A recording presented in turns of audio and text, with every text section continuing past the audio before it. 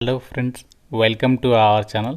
Friends, మనకి government of India ministry of finance కింద పనిచేస్తున్నటువంటి రెవెన్యూ శాఖలో ఖాళీగా ఉన్న పర్మనెంట్ గ్రూప్ సి ఉద్యోగాలకి సంబంధించి అఫీషియల్గా మనకి ఫుల్ నోటిఫికేషన్ అయితే వచ్చింది. ఈ జాబ్స్కి సెలెక్ట్ అయితే మీకు స్టార్టింగ్లోనే 45,000 వరకు శాలరీ వస్తుంది. ఎటువంటి అప్లికేషన్ ఫీజు కూడా లేదు. ఈ నోటిఫికేషన్లో మనకి 10th వాళ్ళకి ఇంకా ఇతర క్వాలిఫికేషన్స్ ఉన్న వాళ్ళకి వేకెన్సీస్ అయితే ఉన్నాయి. మేల్ అండ్ ఫిమేల్ క్యాండిడేట్స్ అందరికీ అవకాశం ఉంది. అండ్ అన్నీ కూడా పర్మనెంట్ ఉద్యోగాలు కాబట్టి ఎవరు కూడా ఈ ఆపర్చునిటీ మిస్ చేసుకోకుండా ప్రతి ఒక్కరు కూడా వీడియోని లైక్ చేసి ఎండ్ వరకు చూసేసి ఈ జాబ్స్కి అయితే అప్లై చేయండి. అండ్ చాలామంది చూస్తున్నారు కానీ లైక్ చేయడం మర్చిపోతున్నారు. తప్పనిసరిగా ప్రతి ఒక్కరు లైక్ చేసి వీడియోని అయితే మీ ఫ్రెండ్స్ కూడా షేర్ చేయండి. అండ్ ఛానల్ని సబ్స్క్రైబ్ చేసుకొని బెల్ ఐకాన్ని క్లిక్ చేసి ఆల్ ప్రెస్ చేసి పెట్టుకోండి. జాబ్ డీటెయిల్స్లోకి వెళ్ళినట్లయితే మినిస్ట్రీ ఆఫ్ ఫైనాన్స్ రెవెన్యూ శాఖకి సంబంధించి మనకి office of the commissioner of కస్టమ్స్కి సంబంధించినటువంటి సంస్థలో ఈ యొక్క వేకెన్సీస్ని అయితే రిక్రూట్మెంట్ అనేది చేస్తున్నారు. ఈ నోటిఫికేషన్కి సంబంధించి ఇక్కడ క్లియర్గా ఇచ్చారు చూడండి. Recruitment notification applications are invited for filling up post in group C non gazetted non ministerial cadre in customs marine wing అని చెప్పేసి ఇక్కడ ఇచ్చారు. సో దీనికి సంబంధించి ఎవరెవరు అప్లై చేయొచ్చు అంటే ఇండియన్ నేషనల్స్ అందరికీ అప్లై చేసుకోవడానికి ఛాన్స్ అనేది కల్పిస్తున్నారు. అండ్ ఇవన్నీ కూడా గ్రూప్ సి క్యాడర్కి సంబంధించి నాన్ గెజిటెడ్ పర్మనెంట్ ఉద్యోగాలు అని చెప్పేసి కూడా ఇక్కడ వాళ్ళు క్లియర్గా అయితే చెప్తున్నారు. మీరు ఇండియన్ నేషనల్ అయితే సరిపోతుంది. ఆంధ్రప్రదేశ్ వాళ్ళు కానీ తెలంగాణ వాళ్ళు కానీ మేల్ అండ్ ఫిమేల్ క్యాండిడేట్స్ అందరూ కూడా ఇండియన్ నేషనల్స్ అందరికీ ఇక్కడ అప్లై చేసుకోవడానికి ఛాన్స్ అనేది కల్పిస్తున్నారు.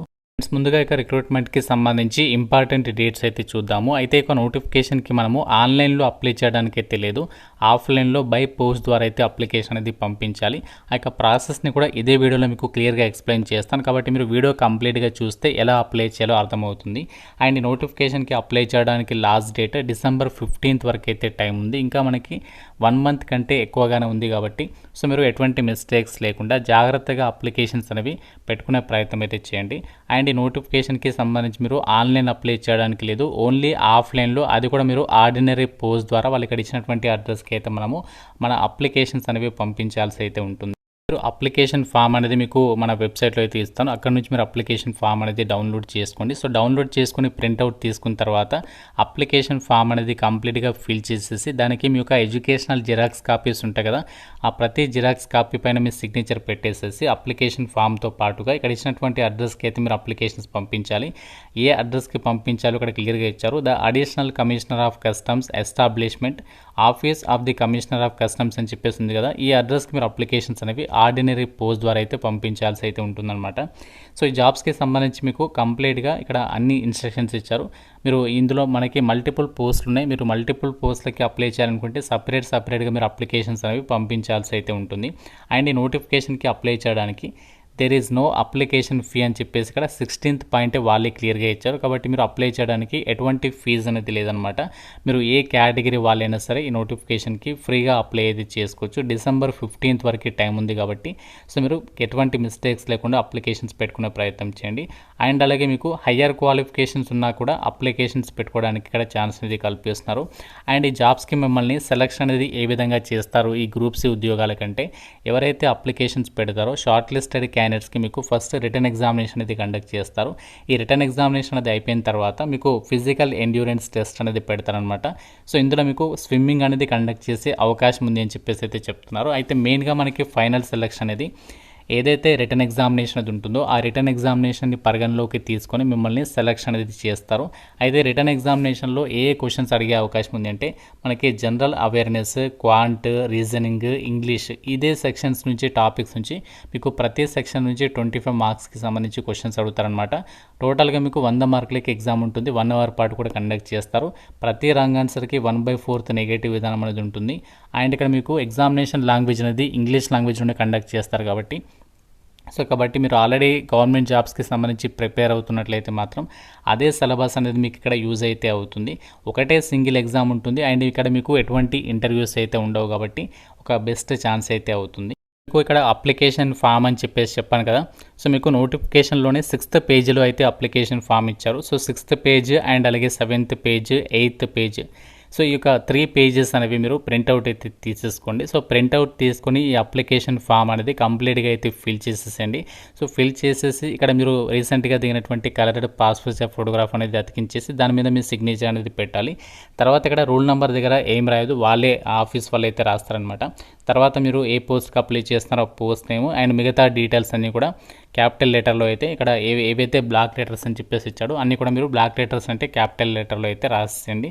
తర్వాత మీ మిగతా క్వాలిఫికేషన్ అవన్నీ కూడా డీటెయిల్స్ అనేవి రాసేసిన తర్వాత మీరు కేర్ఫుల్గా అప్లికేషన్ ఫామ్ అనేది ఫిల్ చేసిన తర్వాత దానికి మిగతా ఎడ్యుకేషనల్ జిరాక్స్ కాపీస్ అని అటాచ్ చేసేసి పోస్ట్లో అయితే పంపించాలి. మీకు అది కూడా చెప్తాను ఏ విధంగా ఏమేమి అటాచ్ చేయాలి ఏంటి అని చెప్పేసి.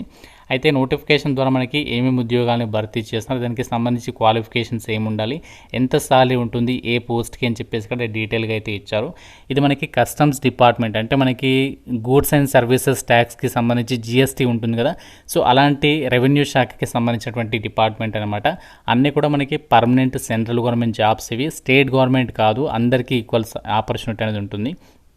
ఇక్కడ మనకి ఫస్ట్ వేకెన్సీ వచ్చేసి ట్రేడ్స్మెన్కి సంబంధించి, వీటికి వచ్చేసి లెవెల్ 2 ప్రకారం 45,000 వరకు సాలరీ వస్తుంది. ఇక్కడ వేకెన్సీస్ వచ్చేసి జనరల్ ఓబీసీ ఎస్సీ కేటగిరీలలో కేటాయించారు. ఏజ్ లిమిట్ వచ్చేసి మినిమం 18 నుంచి 25 ఇయర్స్ వరకు అప్లై చేసుకోవచ్చు. క్వాలిఫికేషన్ వచ్చేసి మీరు మెకానిక్ కానీ, diesel, fitter, Turner, welder, electrician, instrumental, carpenter ఈ యొక్క విభాగాల్లో 10th క్లాస్తో పాటు ఐటీఐ అనేది పాస్ అయి ఉండాలి. దాంతోపాటుగా మీకు 2 ఇయర్స్ ఆఫ్ ఎక్స్పీరియన్స్ అనేది ఇంజనీరింగ్ కానీ, ఆటోమొబైల్ కానీ, షిప్ రిపేర్కి సంబంధించినటువంటి వాటిలో ఎక్స్పీరియన్స్ ఉంటే అప్లై చేసుకోవచ్చు అనమాట. నెక్స్ట్ వేకెన్సీ వచ్చేసి సి మ్యాన్ అని చెప్పేసి ఇక్కడ 11 వేకెన్సీస్ అయితే ఉన్నాయి. సో దీనికి వచ్చేసి 35,000 వరకు సాలరీ వస్తుంది. 18 నుంచి 25 ఇయర్స్ వరకు అప్లై అయితే చేసుకోవచ్చు. దాంతోపాటుగా మీకు ఏజ్ రిలాక్షన్స్ కూడా ఉంటాయి. ఎస్సీ ఎస్టీ వాళ్ళకి 5 ఇయర్స్, ఓబీసీ క్యాండిడేట్స్కి 3 ఇయర్స్ ఏజ్ రిలాక్షన్స్ ఉంటాయి. ఇక్కడ వేకెన్సీస్ వచ్చేసి కేటాయించారు. General, EWS, OBC, SC ST అందరికీ ఉన్న వేకెన్సీస్.